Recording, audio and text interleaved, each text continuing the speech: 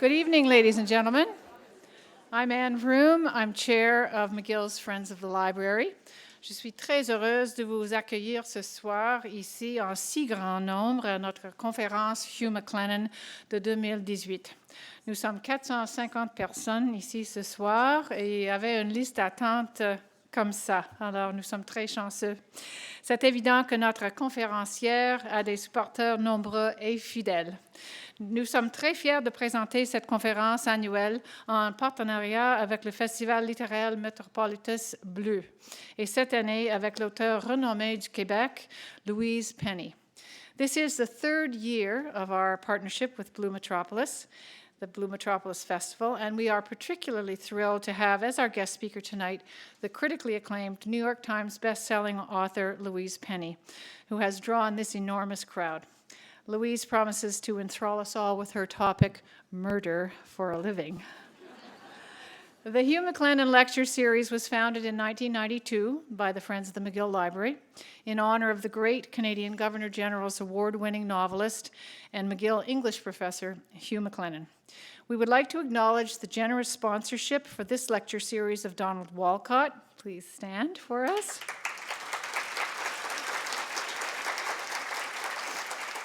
Your ongoing support of this literary event contributes greatly to the intellectual life of our university and arts community. We thank you.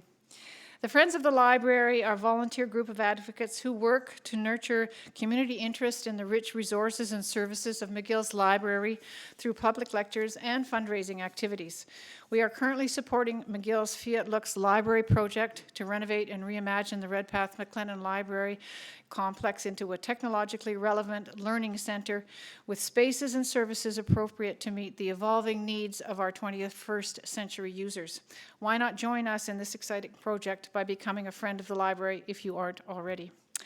There are, I'm sure we have outside at the membership pamphlets outside in the lobby. As your program indicates, there will be a short question and answer period following our talk this evening, followed by a book signing by Louise here at the table to my right. Books may be purchased if you don't have one with you, just outside in the main entrance lobby. I would now like to ask Cameron Charlebois, board chair for the Blue Metropolis Literary Festival, to the podium to say a few words of welcome.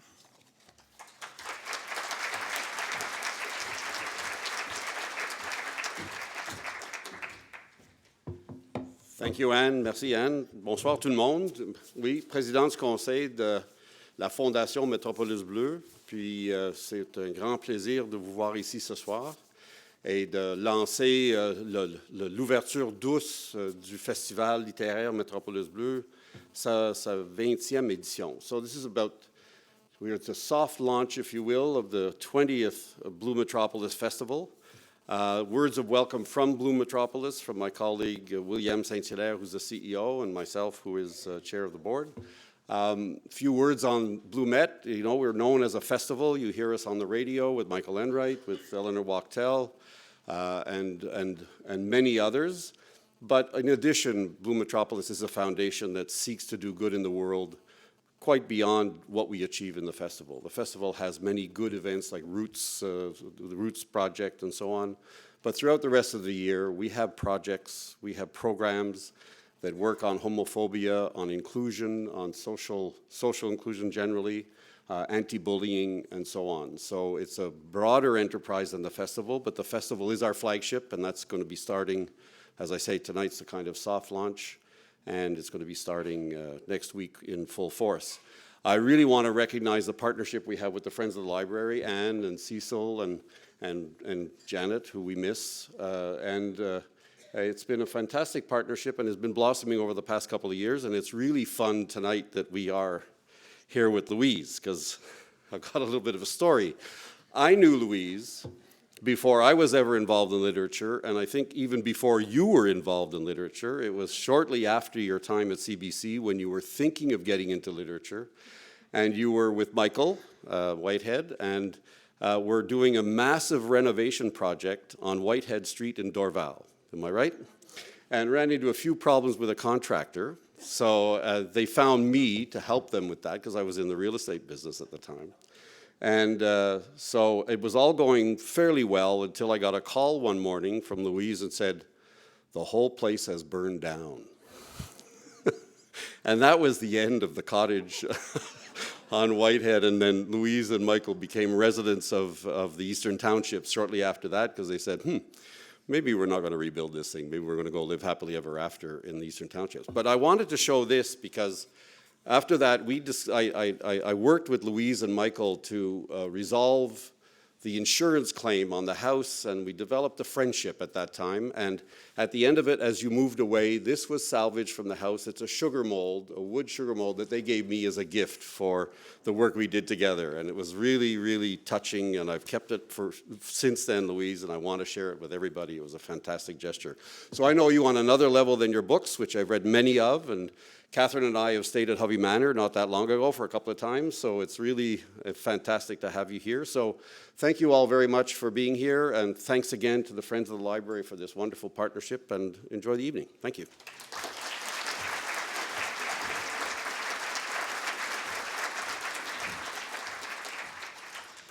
The Friends thought long and hard about who should do the actual formal introduction of Louise, and we decided because there was so much criminal activity in her books that we really should bring somebody in from the sort of legal end of things.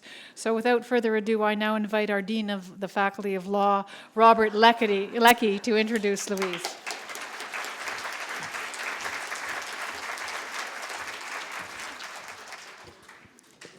Thank you very much, Anne. And I'm really thrilled to be here at the 2018 Hugh MacLennan Lecture. Like thousands of other members of the McGill community, I'm a regular user of the libraries, and so I'm a big fan of the terrific work done by all the library staff under the leadership of the Trenholm Dean of Libraries, Colleen Cook, and a fan of Anne Vroom, the energetic and visionary chair of the Friends of the McGill Library. So Anne mentioned she wanted someone criminal, and I'm here under false pretenses. Anne contacted me simply to have one of my criminal law professors come and introduce Louise tonight. Instead, I told her that I was such a fan of Louise, and I was lucky enough to meet her at a birthday party last fall. I told her I would like to introduce Louise myself. Now, Anne was too polite to do anything other than accept. So what you have with you tonight is a mere specialist in family law and constitutional law by night and a university administrator by day. Now, you're in for a tremendous treat tonight with Louise Penny speaking to you on murder for a living. She's the author of 13 novels featuring Chief Inspector Armand Gamache. It's been mentioned what bestsellers they are. It's astonishing that her books have been published in 30 countries and translated into 35 languages, and they've won many awards. And she's had a number of recognitions of her. In 2017 alone, she received the Order of Canada and the Ordre national du Québec for her contributions to Quebec and Canadian culture. Now, Louise has said that her books have as their guiding spirit, what she called their spine, a few lines from W.H. Auden's elegy to Melville. Goodness existed. That was the new knowledge his terror had to blow itself quite out to let him see. And she has spoken of her books as being about goodness and kindness, about community and healing, even though, of course, many dark things happen in them or drive the action. Now, it's extremely dangerous, if not impolite, to quibble with an author about the meaning of her works. Although in my field of law, there's a widespread practice of treating with some suspicion the drafter's interpretation of her own text. Thus, it's not the legislature's reading of the text that prevails, but the judge's, a step removed from the creative process. In any case, I think Louise's books, and she herself in her public life, also embody courage, including the courage to speak openly about struggles and loss, be it the drug addiction of her character Jean-Guy or the death of her husband Michael. And I believe the courage she shows to speak up opens space for others as well to find their own space to speak up, at times in marvelous ways.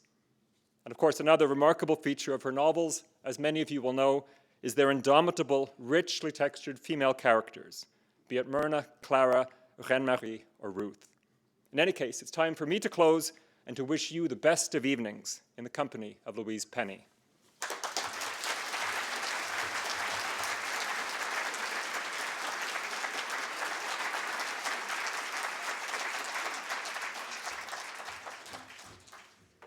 Look at you all. This is wonderful. I want to thank Anne, of course, and the Friends of the Library. I want to thank Blue Met. I want to thank you, Robert, for that beautiful introduction, and thank Cam, not only for the beautiful your words, but for your help years ago. What you did not tell people, and I will tell you now because I know you won't tell anyone else, is that we were in like big trouble with this property that we were renovating. And we called Cam in because we knew that he would kneecap people. And shortly after we called Cam in, the place burned down.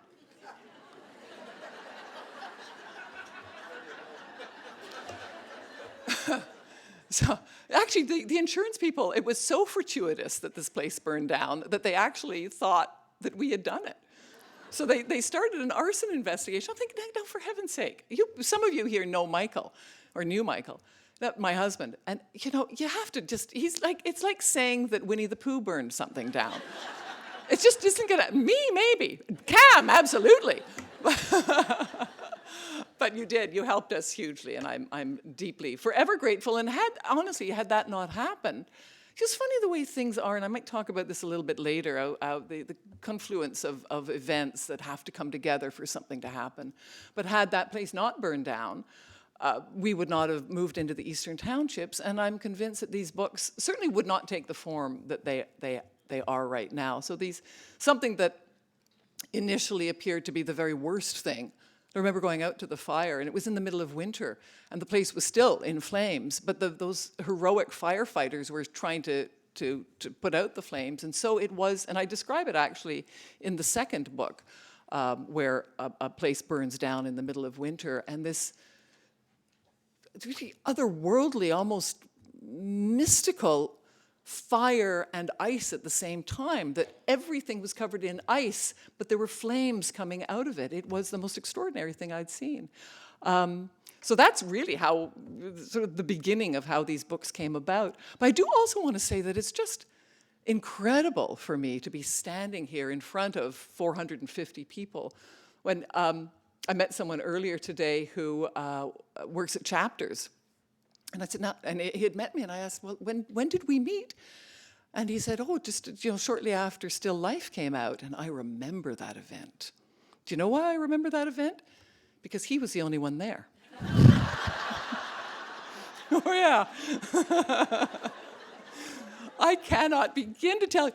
When I first, I was late in life. The first book didn't come out till I was well into my 40s, and I had wanted to be a writer since I was 8. So I had almost 40 years to imagine what it would be like to have a first book out, and I have quite an active imagination.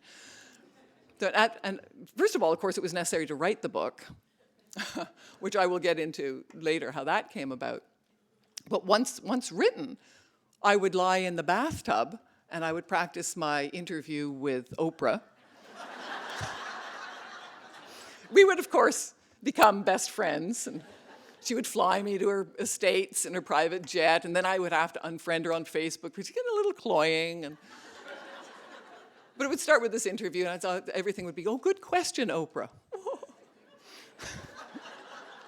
And I would imagine what a book tour would look like, and it would include, of course, private jets and hotel suites, penthouse suites, and millions of people. And so that was about a week before Still Life actually came out, the first book.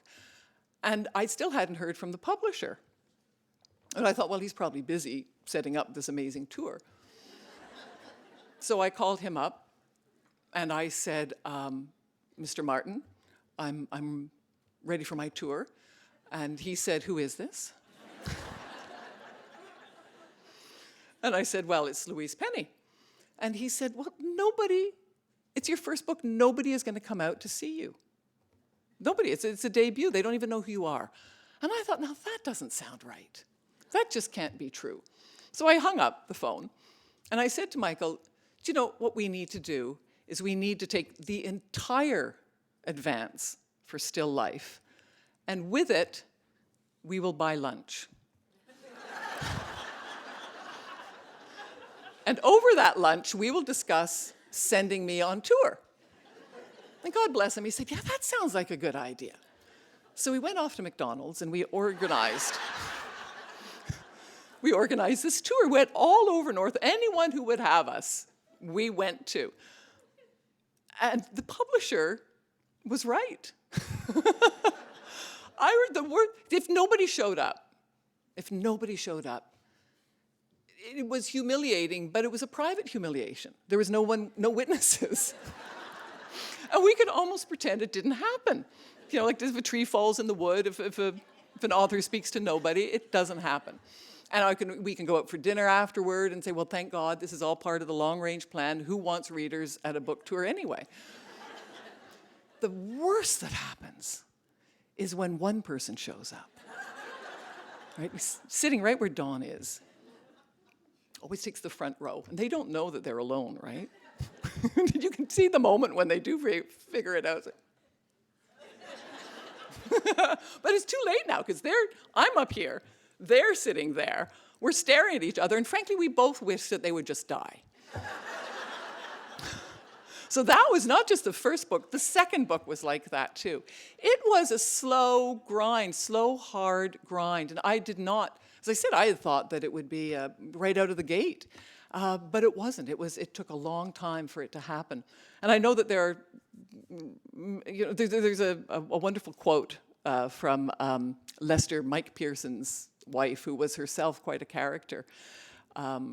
She would go with him on his campaigns, political campaigns, and he would, at the end of one speech, quite famously, he asked if anyone would like to bring anything up, and she said, yes, the last 5 cups of coffee. But she also quite famously said that behind every successful man there stands a surprised woman. And I have to say, behind me there are a whole bunch of surprised people, myself included. I think there are a lot of my friends here tonight who are thinking, now, how did she get up there? What I want to do is tell you a little bit about how it happened, how I came to this beautiful night tonight. And it is, as a Canadian, as a woman who loves reading and always has, as a fan of Hugh MacLennan, as a writer, it is an immense honor to be giving the MacLennan Lecture. So I want to thank you again for inviting me. But there's a Far Side cartoon, which I love. The Far Side. Do you like the Far Side? My favorite cartoon, and I actually got this on a T-shirt for Michael. It was actually a sweatshirt, and it's a cartoon of 2 scientists, and they're side by side on at a blackboard. And on one side there is a formula, and then there's a blank spot, and then on the other side there is the conclusion. And the one scientist is saying to the other, I think, he's pointing to the blank spot, I think you have to be a little bit more specific about this, because in the blank spot the guy has written between formula and conclusion, and then a miracle occurs. And Michael, who was a doctor and a scientist, loved that. And I love it. And that's what I think. When I think of my life, wanting to write, dreaming of it, and then getting to here, how does that happen? I work as hard as anyone else, but there are people who work harder, who are in fact more gifted. And I often think the key is, and then a miracle occurred. And generally when people ask, how did it happen? And I'll say, well, it's hard work, and it's luck, and it's inspiration, and meeting the right people, and all of that is absolutely true. But I very rarely tell people the other half of the story, the miracle. And I'll tell you that tonight, what happened. And in order to do that, though, I have to go back to my childhood, which makes it sound like I'm going to be talking forever, which I might. Fortunately for you, it's riveting.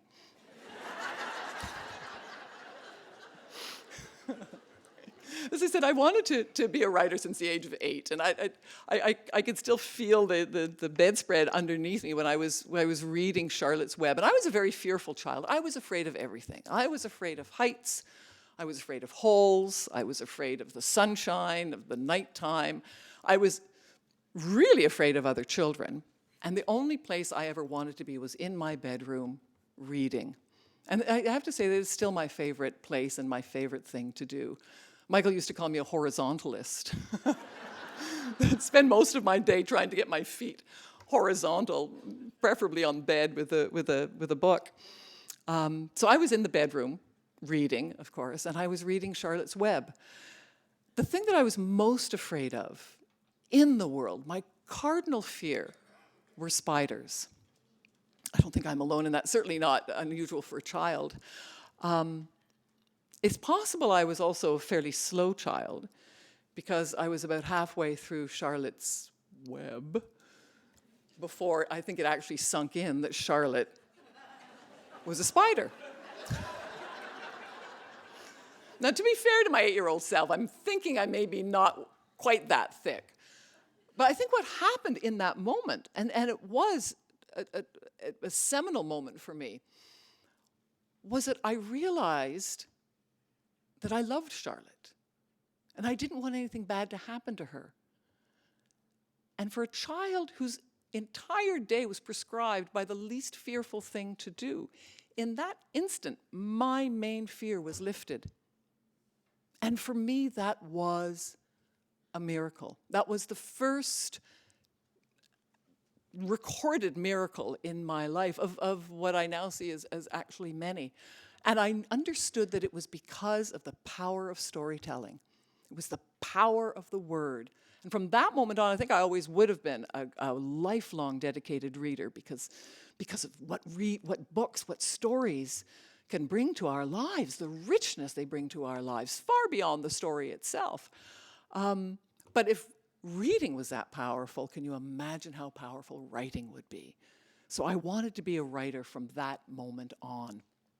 Now, as a fearful child, I became a slightly less fearful teen and slightly less fearful adult, but I was still fairly fearful. And as I said, I was pretty much afraid of everything. And I think one of the main things I became afraid of was failure. I was afraid to try to write in case the one thing I always wanted to be, I couldn't be. It was like Waiting for Godot, where one of the subtexts is maybe it's better to not try out the dream, because if you fail, then you lose not only the dream, but you lose that version of yourself. So I took the ancillary route and went to the CBC, became a journalist, and loved it. I had just the best time. And I think, again, that was one of those things that could have appeared to be a sideline, but actually really fed so perfectly into the books. The books would not be what they are today had I not had years at CBC to travel around, to try to understand the French aspirations, the English pain, how the two come together, the politics, the culture, and also the healing that has happened and the forgiveness that has to happen on a political level, but also for me a more profound level. I know a lot of you probably saw me or listened to me on radio, and so I interviewed a lot of politicians and a lot of people in the news, heard a lot of people screaming at each other. What I remember most aren't the screams. It's not the fights. It's not even, I remember, of course, the referendums, which were heartbreaking. It was just soul-destroying for everybody. I think everybody came away from them just seared, no matter what side of the debate you were on. But what I remember most are the unexpected moments. And there's one woman in particular I interviewed whose daughter had been killed. And she said that she had forgiven the killer.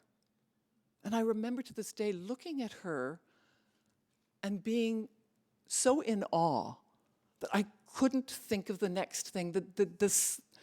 After 10 seconds of silence, alarms start going off at the CBC. And I'm sure alarms were going off. And they were going off in my head because I thought, you have to say something to this woman. But what do you say after that?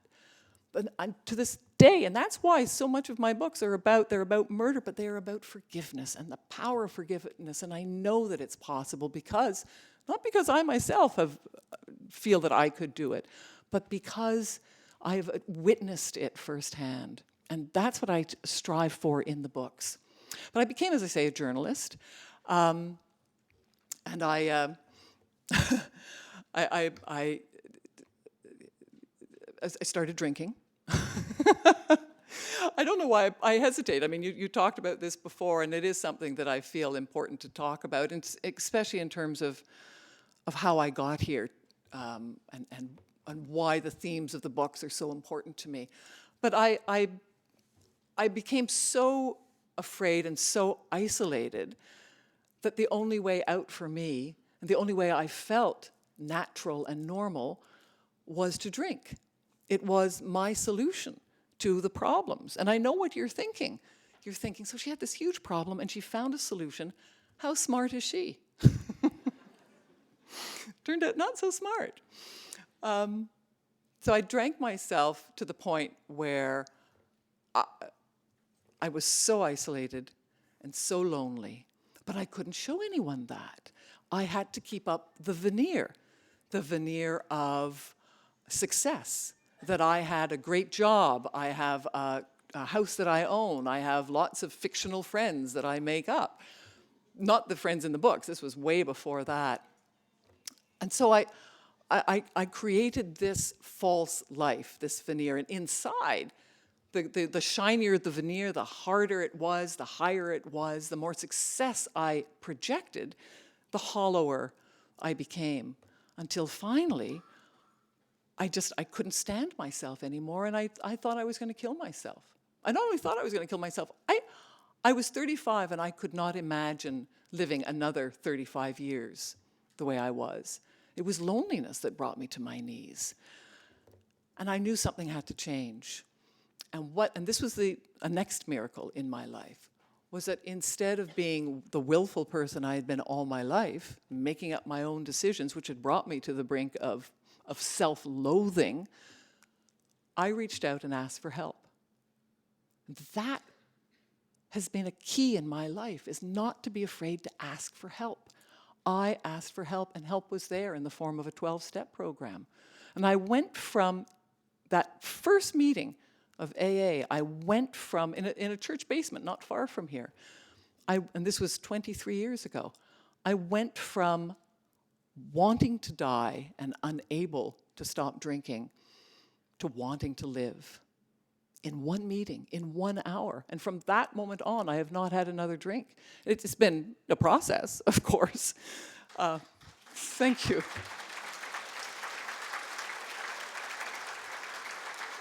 That's why I'm just, it breaks my heart when people can't ask for help, and when they take that final irreversible step, because I know I was on the verge of it. I knew the best was behind me. I knew it at the age of 35. I knew it. And here I am today. The best, I couldn't even imagine how great my life was about to become. And within a year, I not only was well on the way, well, I was sober, but it's a process, as you know, ongoing process. But I had met Michael. Within a couple of years, we were married. Within 5 years, I had started writing the books. Within 7 years, I was on that terribly unsuccessful book tour. And honestly, could have had a drink. That would have been nice. But you just don't know what's around the corner. You don't know. And just if you can hang on, if you can ask for help, and I know that I'm not the only person who's been through this. So that was one of the miracles. The other thing that had to happen, and there are a number of them, but I won't go into them now, and I do want to open it up for questions, was that I was at CBC, Michael and I were getting married, and he said the most wonderful thing. Michael was the chief of hematology at the Montreal Children's Hospital, and just a lovely, lovely man, brilliant, brilliant man. But he said he saw me coming home one day after the referendum, and he said, if you would like to quit work in order to write a book, that book I know you've always wanted to write. What he said next was almost as good as the first time he said, I love you. Almost as good. He said, I will support you. I will support you. I know, isn't that beautiful? And I have friends who are men and women who are creative, who are brave, I can see the difference. We can all see the difference between those who have a supportive partner and those who don't. And the lack of support often isn't outright insults. It's the sly look. It's the knowing smile. It's the treating them as though it's a hobby. It's the patronizing attitude that we all feel. Michael never did any of that. But thank God when he said, I'll support you, he meant financially. I can't tell you for how many years after I started writing, and even after the books came out, when we would go at this time of year to the accountant and we'd go over everything, and the accountant would look up over his reading glasses at me. He said, how long do you think you will be a tax deduction? I don't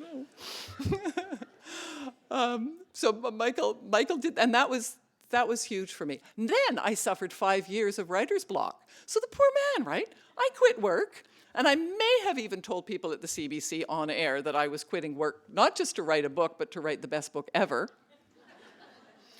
which turned out to be a mistake, because then people, some of you perhaps, for years would come up to me on the streets of Westmount, where we had a place at the time, and ask, how's the book going, dear? Now, working at the CBC, I learned how to lie. So I would invariably say, it's going very well. Thank you for asking, bitch.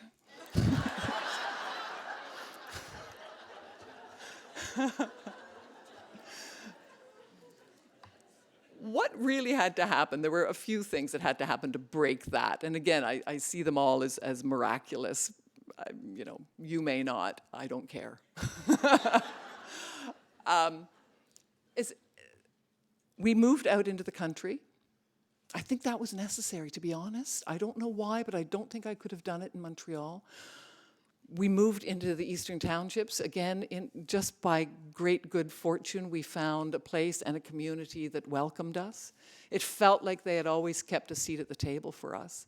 I fell in with a group of women who were extremely creative, and they asked me to join them. And each of them was, I was going to say successful. They're participating in their own field, which was dance and visual arts and poetry, playwriting. And they were all actually doing it, and I wasn't. So I had to say, I'm so glad you asked me to join you, but I'm not actually a writer. And they said, well, or I'm not writing. And they said, well, do you consider yourself a writer? And I said, yes.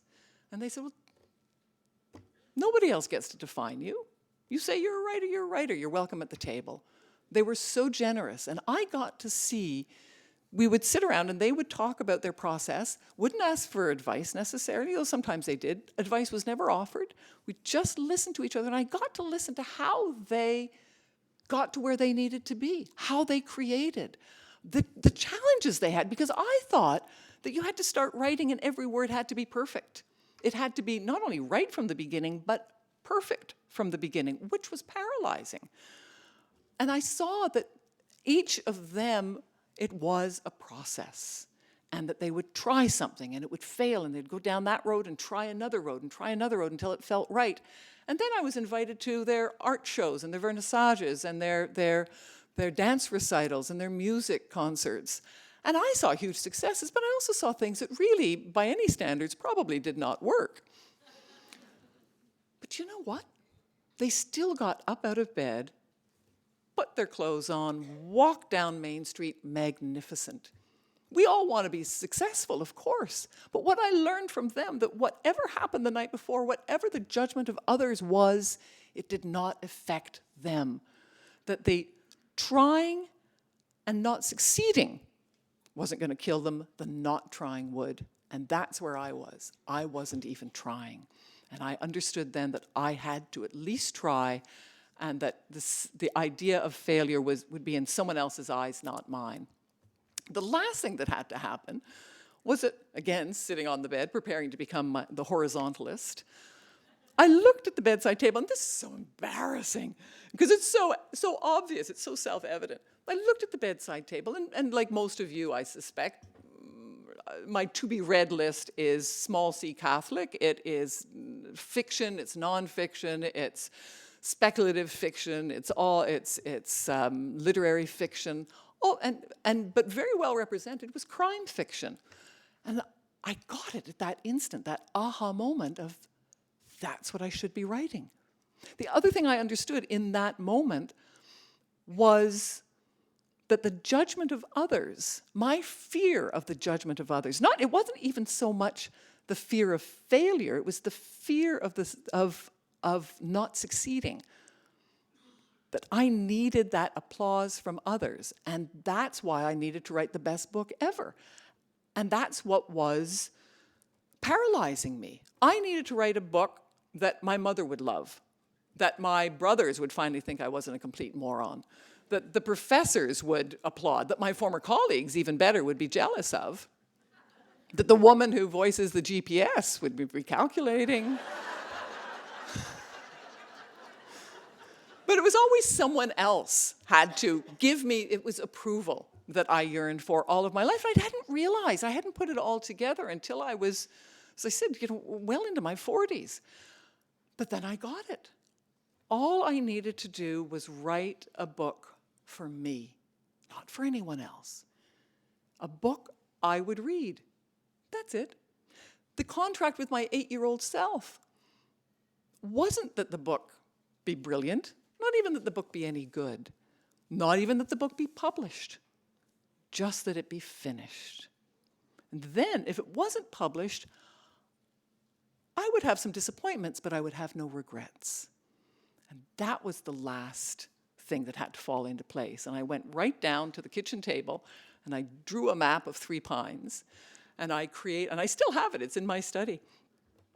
And the first thing I created was the bookstore, because what's the most important thing in any community? It's the storytelling, it's the books. So it's the bookstore. Very hard on that was the bistro, because you have to have somewhere to read the books. And then the bakery, just in case the bistro runs out of croissants. You always need a plan B, and so on. So I created this village I would love to live in. I peopled it with characters I would choose as friends. And then the final element was Gamache, the main character. And I sort of thought, now what? I had heard that Agatha Christie had grown weary of Hercule Poirot. I don't know if that was true or not. You may have heard it as well. And I thought, that's so sad, that the whole world loved this character except his mother. And she apparently found him kind of banal, that he didn't evolve, he didn't grow up. But frankly, I don't think you can blame Poirot for that. But she grew tired of him, and I thought, now, I don't want that to happen if I am lucky enough to be published. I thought, how am I going to make sure that I don't grow tired of my main character? And I thought, I know.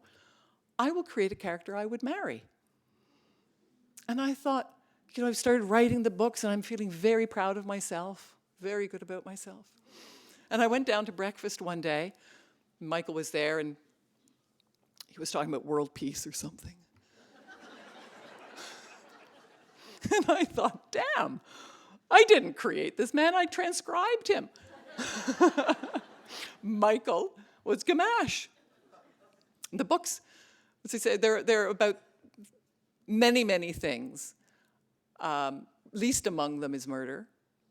Least among them is death. They're about life, they're about choices, they're about duality, that public veneer, and what's actually happening inside. The gap between what we say and what we're really thinking, between how we feel, what we think and how we feel, that duality, between the beautiful, intentionally idyllic village of 3 Pines and what is happening behind the closed doors that we don't see.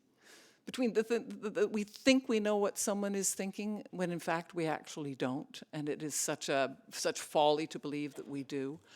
So the books are about that, but they are, as Robert was saying, even more than that. They are about kindness, the courage to be kind. I know from my life, having lived a number of years in despair, having been very cynical and sarcastic, very dark, and not liking that about myself, I understand now how much courage it takes to be kind, how easy it is to find fault. It doesn't take any great skill. It takes no skill at all to find something wrong with someone. We can all do that. It takes so much courage and so much character to be kind, to be good, especially when the flaws are so obvious, to choose the other route. And people ask me sometimes, in fact, quite often, whether Three Pines exists and where they could find it. In fact, fairly early on, we would get emails or messages from people from all over the world, actually. It was kind of shocking.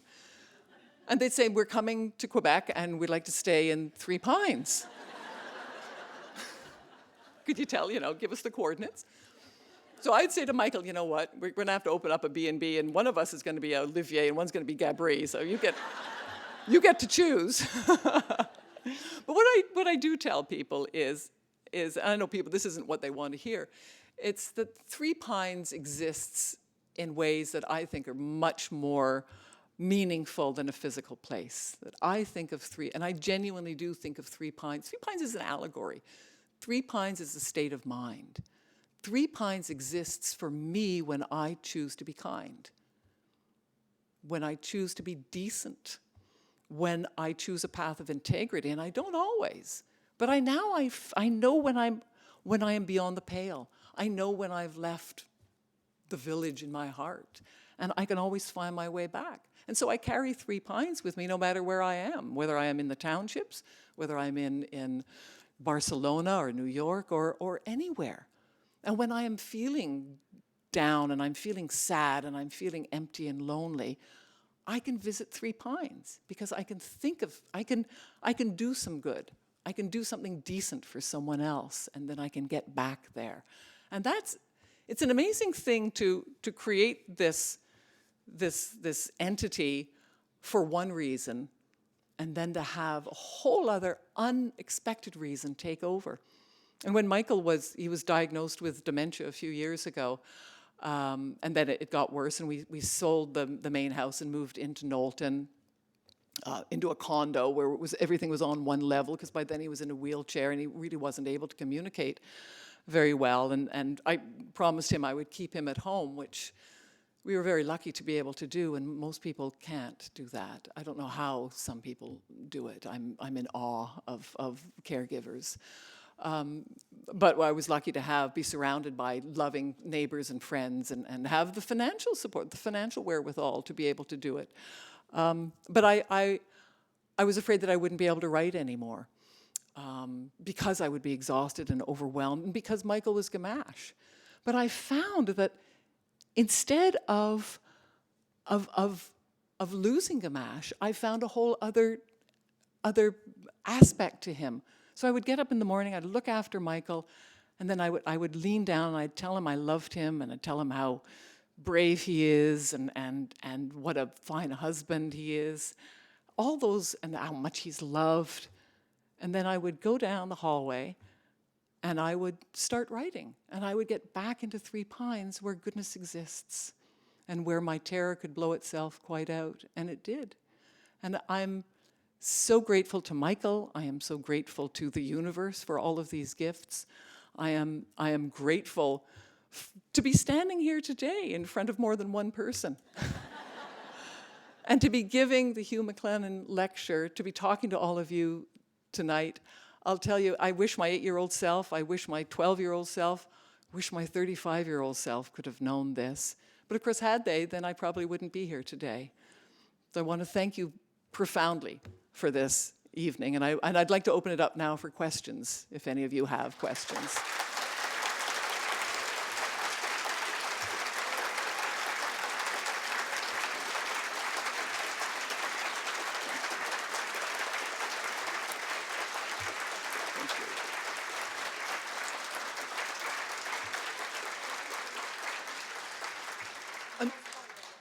Oh, yes.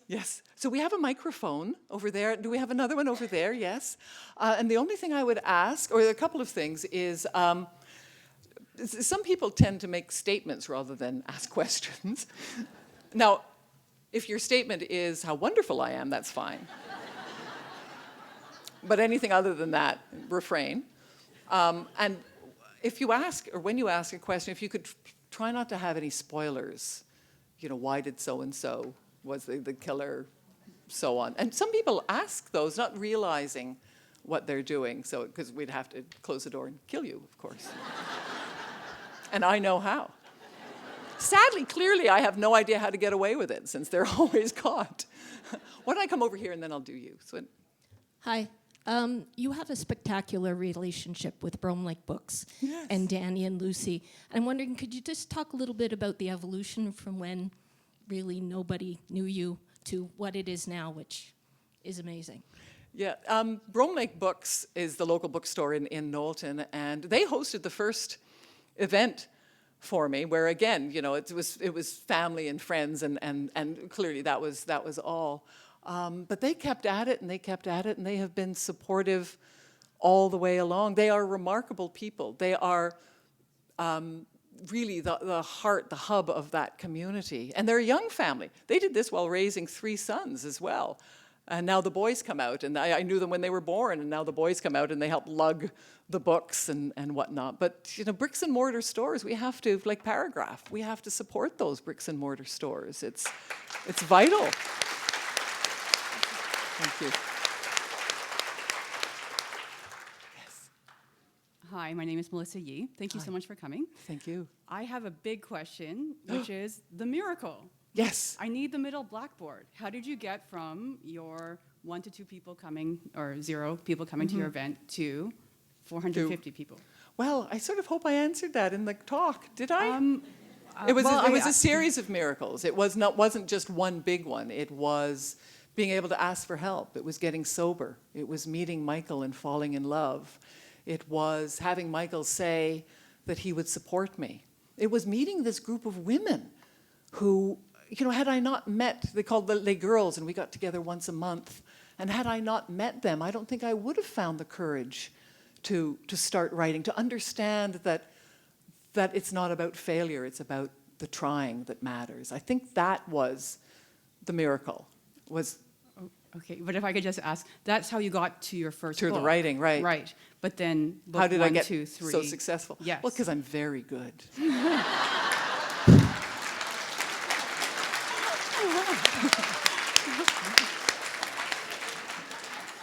Actually, I will answer that.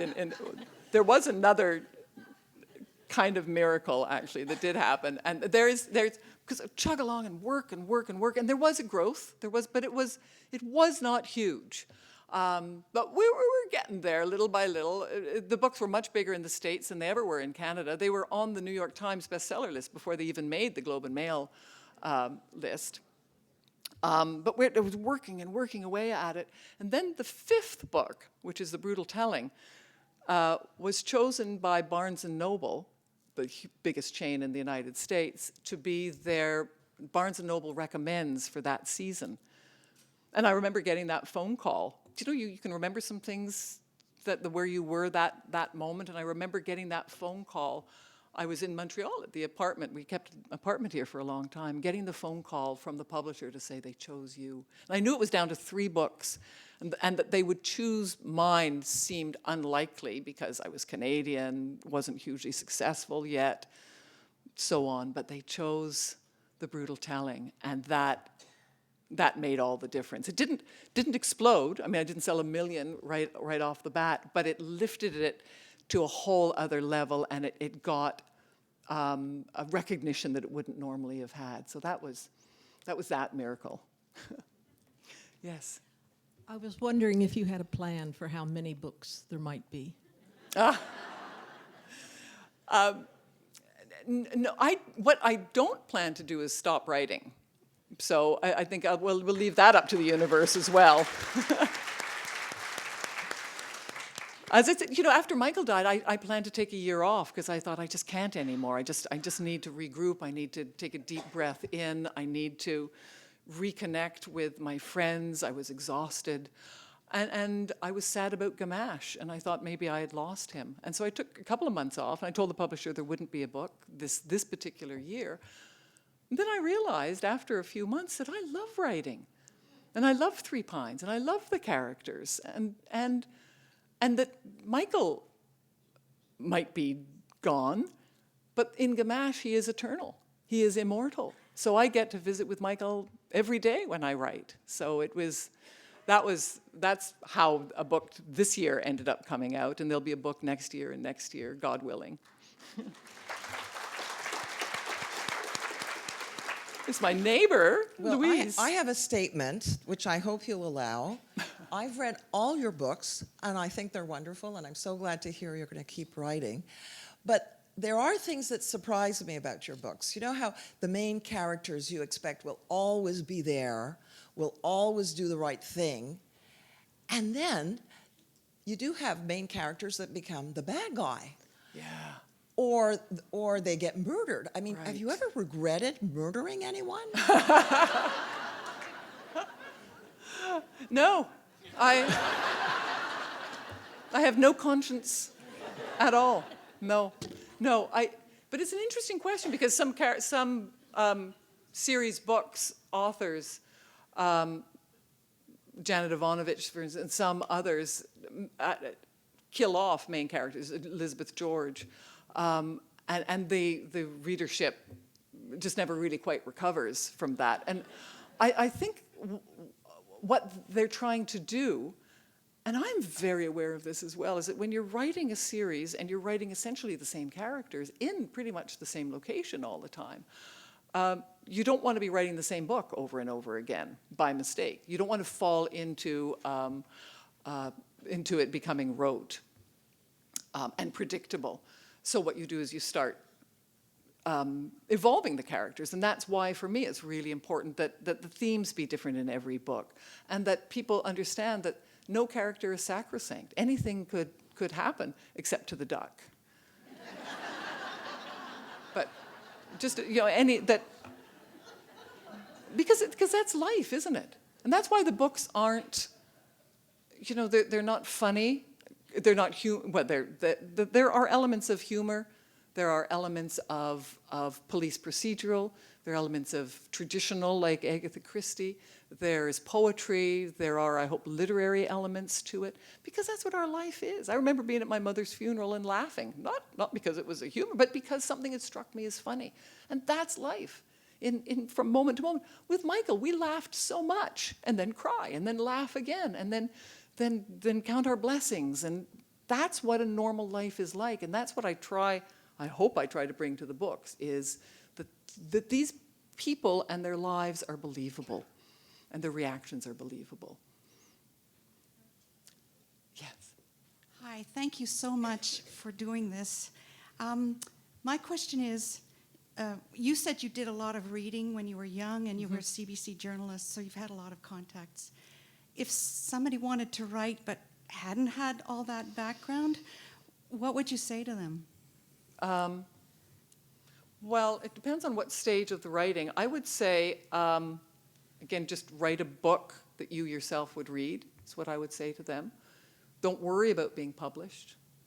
Okay. Genuinely do not worry about being published. Okay. But if that person has already written the book, how to get it the next stage, there are... I ended up getting published because I had entered a contest. And I didn't win the contest, but it came to the attention of a literary agent who then took me on. So just go to literary conferences, meet authors, meet agents, send out queries to everybody. Mostly agents. You have to get an agent first, really, these days. I was saying to someone earlier who's an emerging writer, and I was saying that in front of me, I write on the dining table, and in front of me, I have a big poster across the room on the wall, and on it is the last words of the Irish poet Seamus Heaney. And on his deathbed, he said to his wife, "Noli timere," which means "be not afraid." And I look at that every day, and I say, be not afraid. You can do this. So that's what I would suggest. Hi. Hi. I'm not originally Canadian, so I found through reading your books, I learned a lot about Canadian history, art, and culture. And I guess I wouldn't have expected that from a book about crime. So I'm wondering if you could talk about the importance of art in your life and how you work it into your writing and inspiration in your stories. Yeah. Are you an artist? I was a dancer. Oh, really? Yeah. Oh, you see, I admire that. Thank you. Art, the visual arts, the paintings and whatnot, which do play quite a role. I live or lived for many years with Michael in Sutton, Quebec, which has the highest per capita representation of artists apparently in Canada. It's like this microclimate of artists. It's an amazingly creative space, so that helps. I met a lot of artists. Michael, my husband's grandfather, was an artist, so we have a lot of that. And Michael himself was a gifted artist. But art wasn't part of the conversation in my family growing up at all. I mean, we practically had, dogs playing poker on the literature was, but not art. It wasn't until I met Michael, and Michael, when we traveled, we would always go to the great galleries. He would look, I swear to God, he'd looked at every picture. And I'm like, they're just in the way, on the way to the gift shop.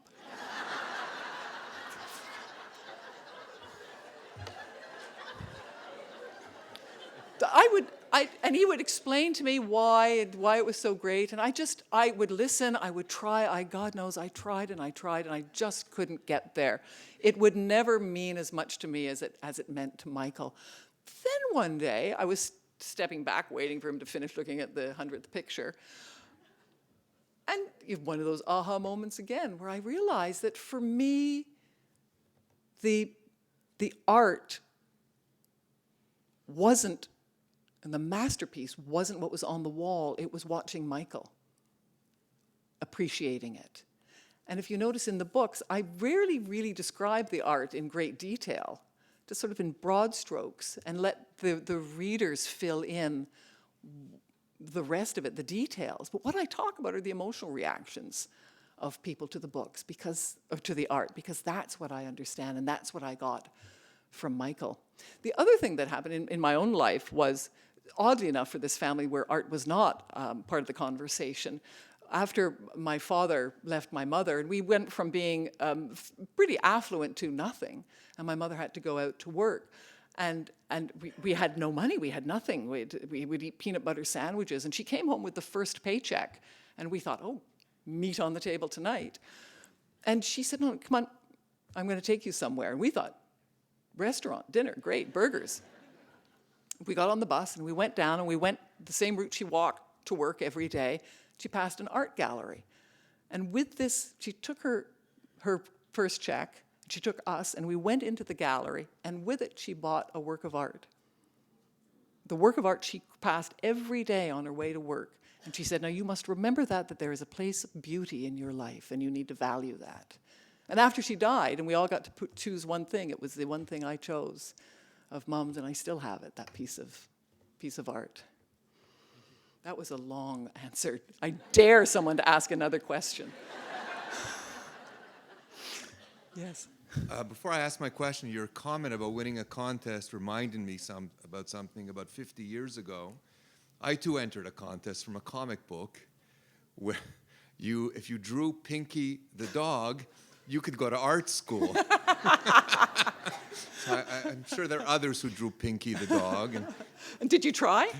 Well, it was a scam to get my parents to pay for art school. But right. Anyway, the question is who do you like to read, and what are you reading now?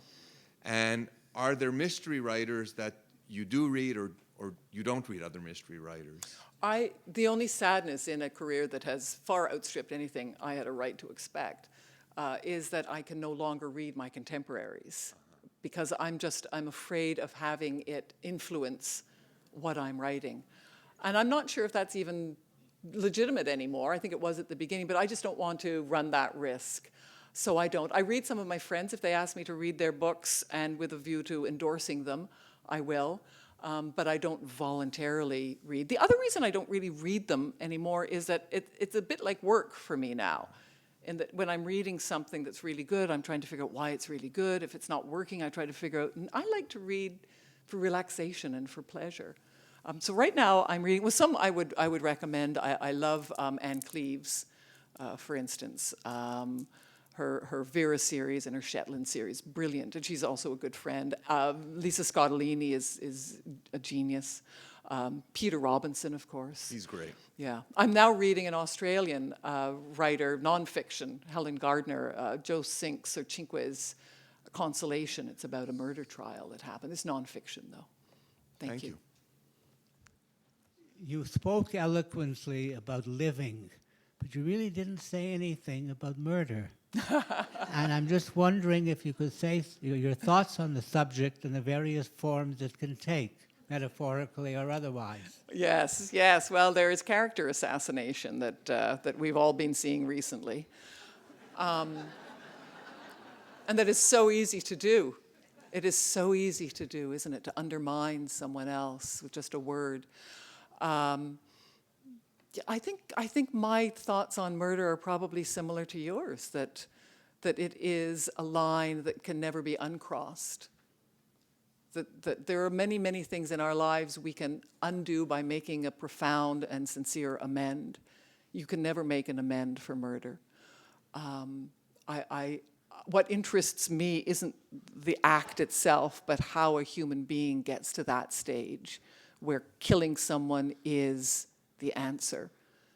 And what I want to know is what's the question if that's the answer. And that's what I struggle in the book to try to understand. What happens to someone?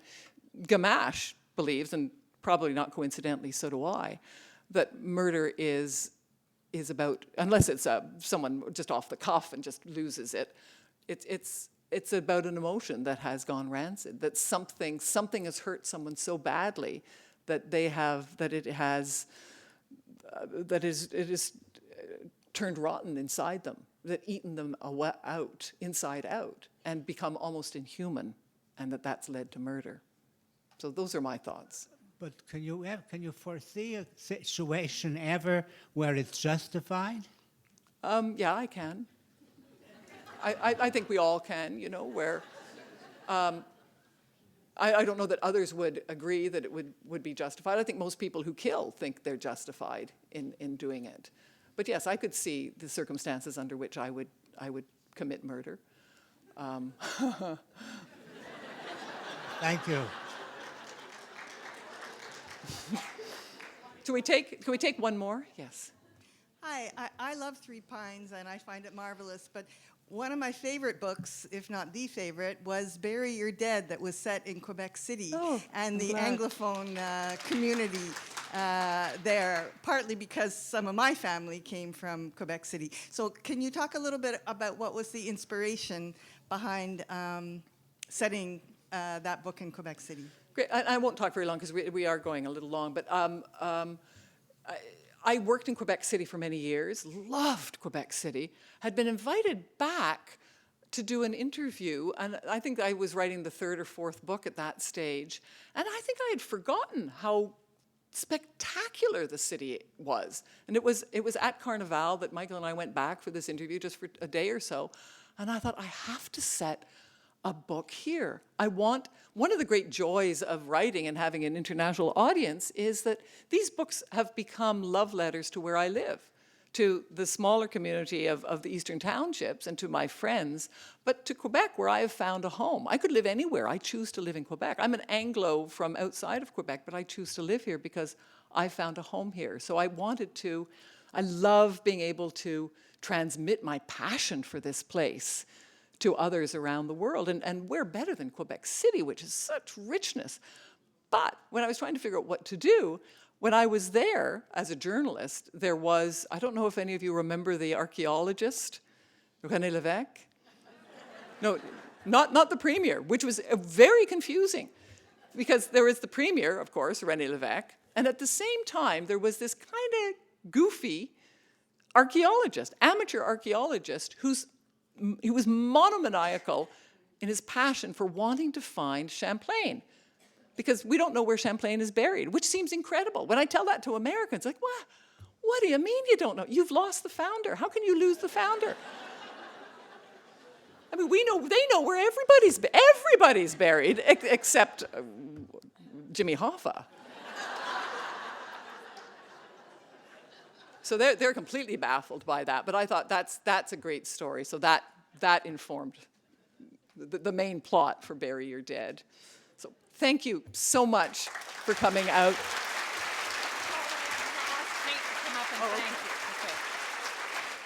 I would like to ask Kate Williams, a dedicated board member of the Friends of the Library, to come up and give a formal thank you to Louise.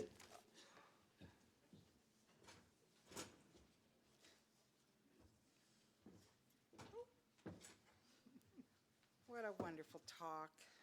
Quel beau discours. I'm quite honored as a member of the board of the Friends of the Library to be able to say thank you.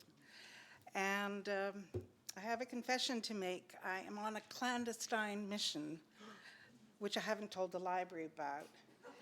I'm here also to represent the town of Sutton, the other town, that what we Suttonites like to think of as the true heart of Three Pines. I won't say that we are jealous of Knowlton, even though that's where Louise Penny now lives and where the wonderful bookstore has a dedicated reading nook dedicated to her, in her name. But I want to say that if you ever hear about hills or mountains or anything like that, it's our town that she's talking about. That's the thing about Louise Penny. Everybody wants to claim her. She really is somebody worth claiming.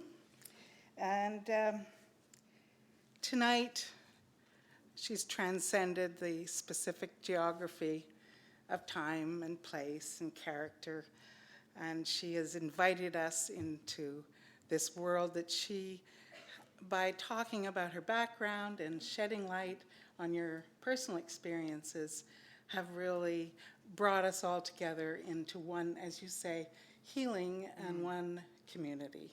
So I want to thank you for making each one of us feel as though we are citizens and neighbors of Three Pines.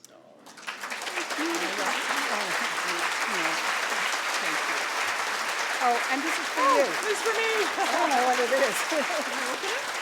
No, you know what? I'll sit down. Thank you. Thank you so much. And yes, I'm very happy to sign any books.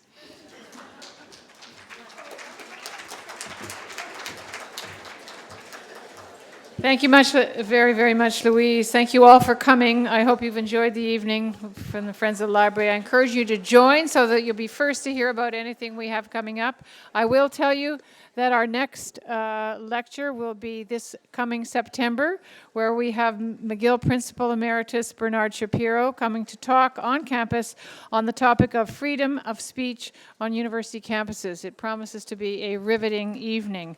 So Louise Penny, as she has mentioned, will be signing more books over here on the right, so please line up in an orderly fashion and get your book signed. Thank you very much. Bon retour.